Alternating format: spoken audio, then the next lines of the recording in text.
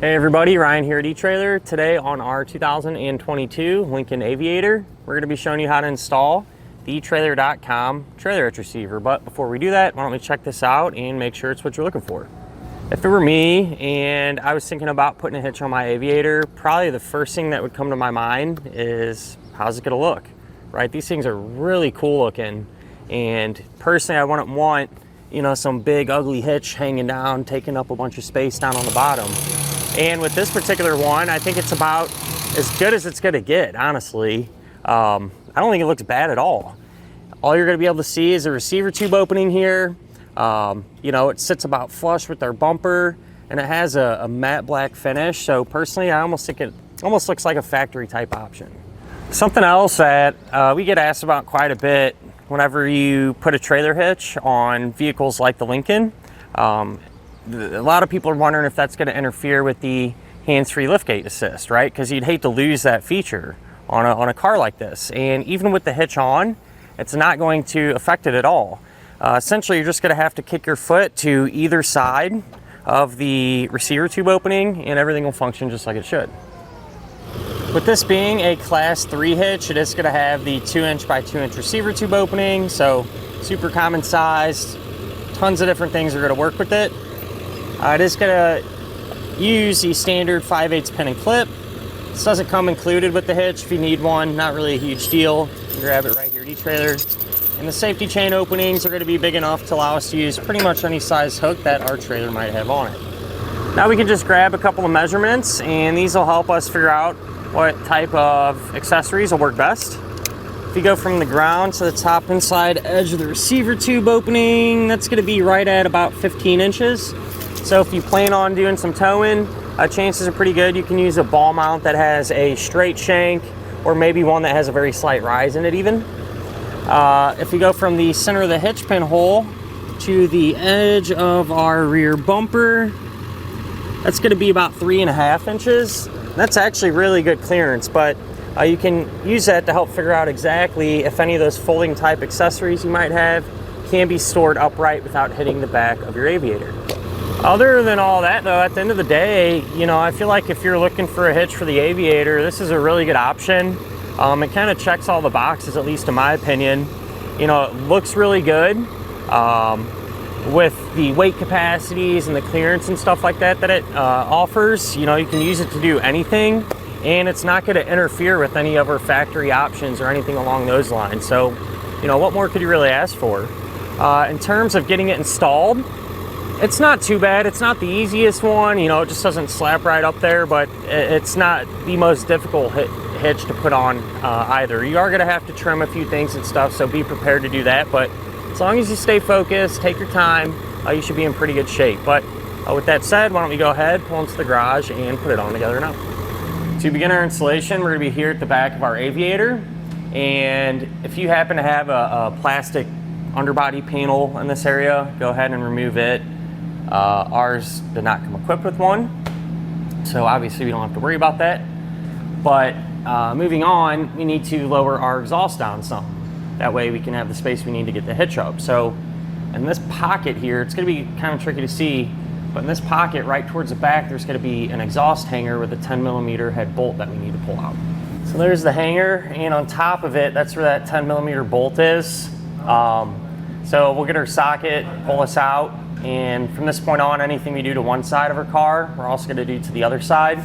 And since this is so tight up here, once we actually get the exhaust lowered, you know, this will be easier to see. We'll take a better look at it so you kind of know what to expect. But I'll grab my tool here and get that bolt out.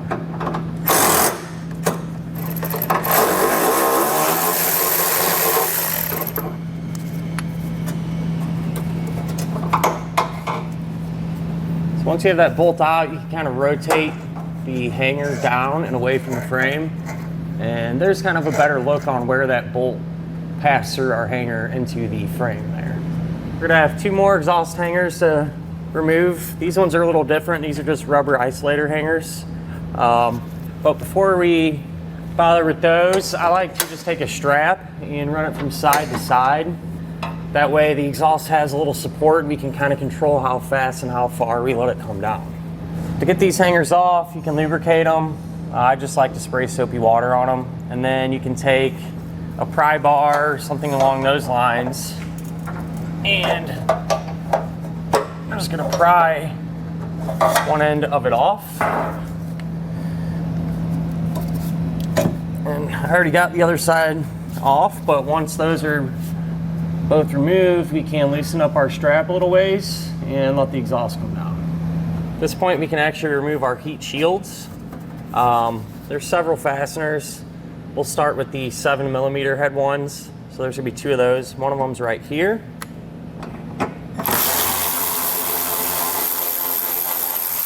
And the other one is gonna be back here. We're gonna have to get to that from behind or in front of our wheel well here.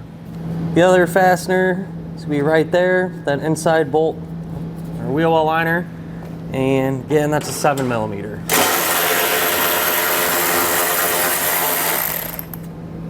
Now we can move on to the 4 10mm head nuts.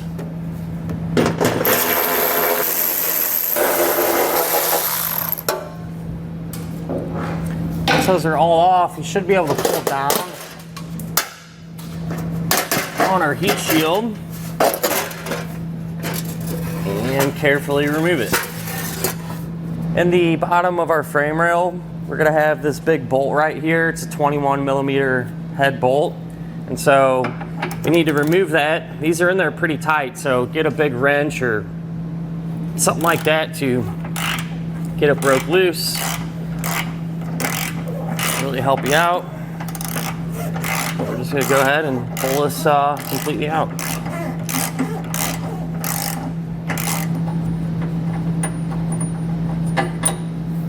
Now if you look along the bottom edge here of our fascia, we're gonna have 4 rivets. And these are for the kick sensor that's up behind here.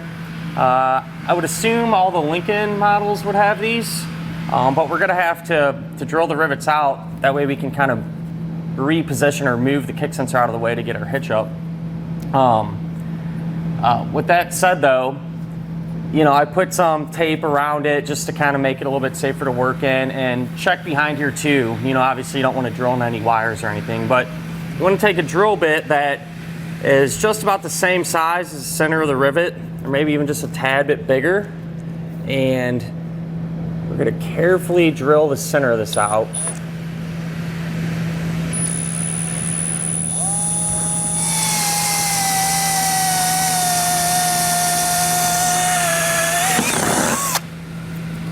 Once you have that drilled out, sometimes it'll either just pop out like that, or if it don't want to come out, you can always take a trim tool or a flathead screwdriver or something and kind of help pry it out of there. But with that one done, I'm going to tape up these other 3 and get them drilled out as well. So what we can do now is actually trim out a portion of our fascia, and so there's some measurements that you can follow. And I just put some tape, used a pen, traced everything out. Now with that said, you know, back behind here, there's going to be a plastic piece that has our kick sensor wires in it, and I feel like it's going to be really close to that kick sensor wire. So to be on the safe side, I want to come in behind here and pop that sensor out of the way. That way we don't accidentally damage it.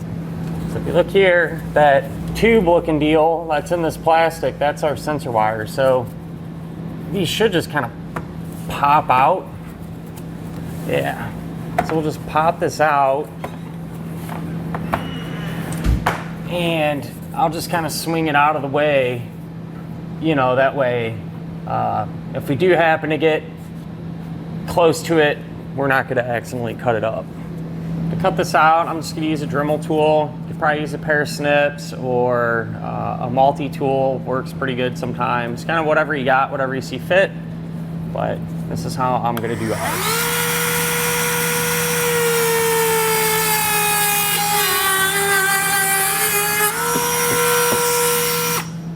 So we obviously have 2 layers of plastic here, the little plastic carrier for our sensor, and then our actual fascia. So I went through the fascia first, and then just used that as a guide to cut out the other piece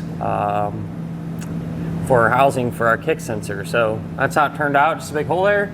And then I took our sensor that we pulled out and simply just popped that back into place. Now we can get our hardware into the frame rail. So we're gonna have 2 holes that we're gonna be fish wiring the bolts into. Take the coiled end, put it through this one first, run it towards the back of our Lincoln.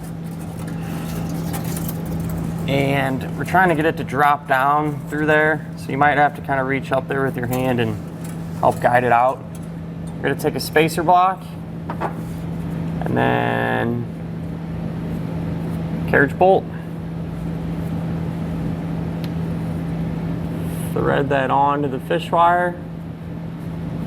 Feed the hardware up one at a time. And drop it down like that.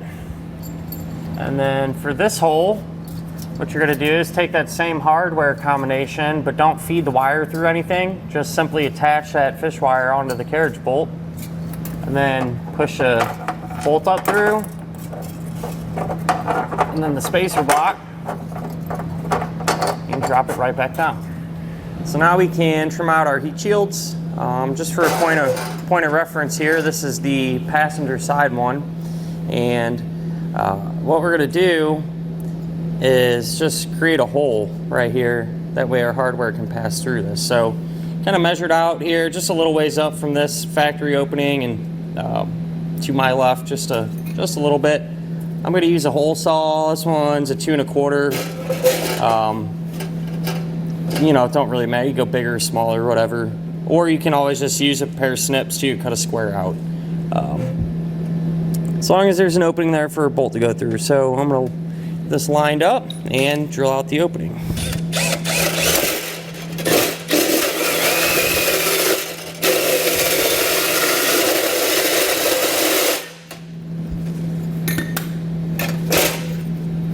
So once you have that hole cut out, we also need to cut out a sliver here. That way the side plate on our hitch can fit through.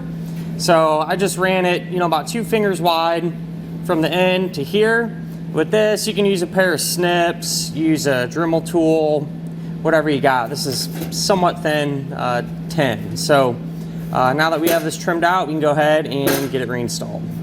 So this will get reinstalled literally the exact same way, just with one exception. Take your fish wires and run them through those holes in the heat shield. That way our bolts will pass through there. And once I have it up, I'll just bolt everything back down. So now with an extra set of hands, we can get our hitch into position. We want to lift it up and over the exhaust and put the pull wires through the corresponding holes in the hitch. We can push it all the way back. Like that.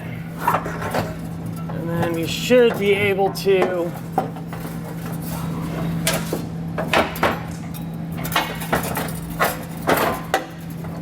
get this thing pushed up here.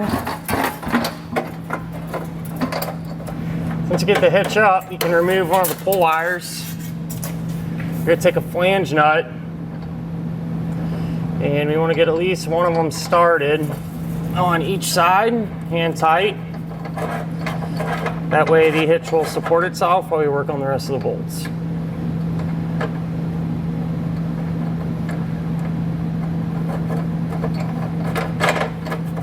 So one thing I did, it might happen to you, it might not. When I was trying to get the other side going, trying to slide the hitch where it needs to be, it kept interfering with this nut that we had on that stud there. And so I just took the nut off. That way it'll sit flush. It's not really gonna matter because the hitch is sandwiching the heat shield anyway.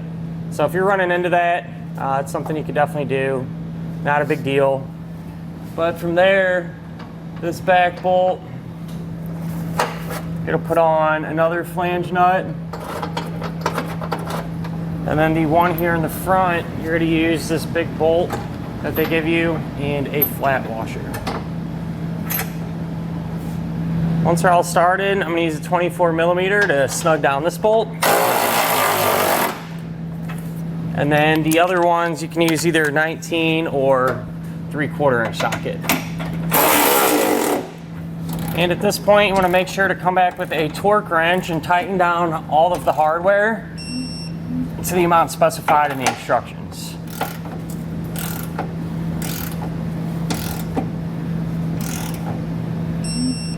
Now at this point, we can go ahead and raise our exhaust back into position and get that all rehung the opposite way that we lowered it.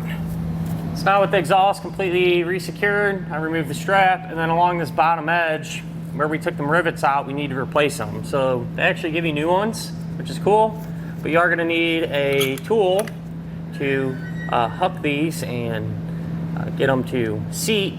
So you can rent one of these or pick one up, whatever the case may be, but you just push it in, squeeze down a couple times, the center will break off and this will be resecured now.